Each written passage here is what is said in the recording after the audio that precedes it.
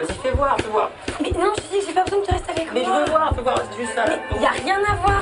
Putain, sois pas dégueule, quoi. Je te montrerai quand c'est fait. Et je me retourne, là, je me retourne. Sors. Ma femme accouche, attention.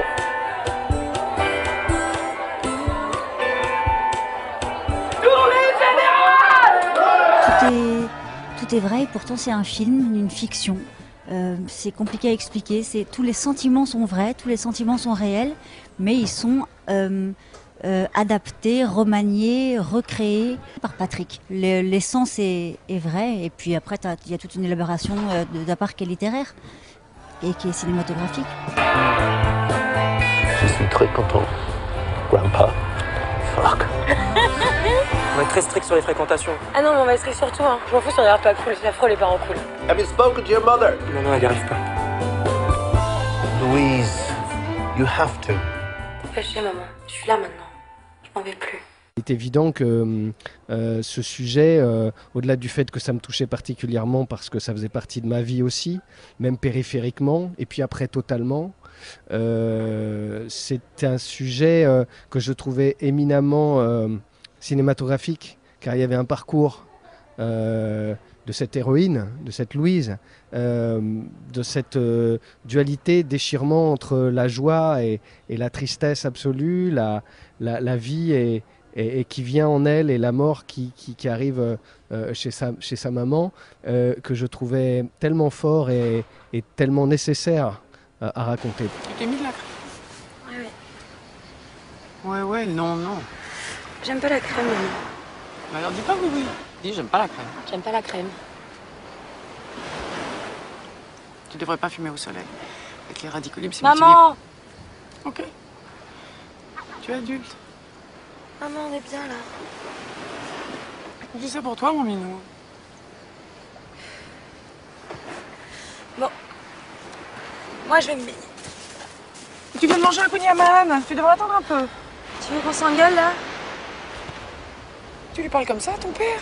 T'es mon père? Non, je suis ta mère. On parle comme ça, sa mère? Tu veux qu'on en parle justement? Qu'on parle de quoi, Louise? Des mères. Tu trouves pas qu'il est un peu tard pour jouer à la mère? Carole Bouquet, je pense qu'il n'y avait qu'elle en France qui pouvait interpréter ce personnage. C'est-à-dire, comme vous avez vu le film, il y a des flashbacks. On voit cette femme qui est à l'agonie, qui a 50 ans, et on la voit dans les années 80 où elle est au summum, au top de sa beauté, où elle est une égérie, une sorte de reine secrète, une reine inconnue, mais une reine de Paris, une reine de la nuit, des créateurs, une muse. Et je pense que d'une part dans l'imaginaire collectif, il n'y a pas beaucoup d'actrices qui sont capables de donner au public tout de suite d'y croire, c'est-à-dire de se dire elle a été top modèle. Carole Bouquet est pour moi la seule en France aujourd'hui, comme elle est aujourd'hui. Et comme elle a aussi été une égérie. Maman, c'est toi qui as raison. C'est toi qui as raison. Maman, regarde. T'as raison. La crème, j'aime ça. La crème, c'est ma passion numéro 1 dans la vie. La crème, j'adore la crème. Bon, allez, c'est pas l'heure de l'apéro, là. Ah bah si, t'as raison, il est apéro moins 10. Ok, mais d'abord... On a vu Isia, on était ensemble en train d'écrire en cachette, puisqu'au départ on n'avait pas de producteur, on a écrit de notre côté. Et on était à la campagne, on zappait un samedi soir, on tombe sur les victoires de la musique. Et là je vois cette fille, moi j'écoute pas la radio, je découvre cette fille, je vois cette fille et tout d'un coup on a un flash, au même instant on se dit c'est Louise, c'est le personnage. Du coup sans qu'elle le sache, on a écrit le personnage pour elle en fait. Là, tu comprends pas que t'es en train de me faire beaucoup de mal. Hein. T'es pas foutu de prendre ton putain de courage à deux mains d'aller voir ta propre mère et d'aller lui dire maman, tu vas être grand-mère. Elle a jamais été mère, comment tu veux qu'elle soit grand-mère? Yeah, dazzled by you. That's right. Dazzled by you.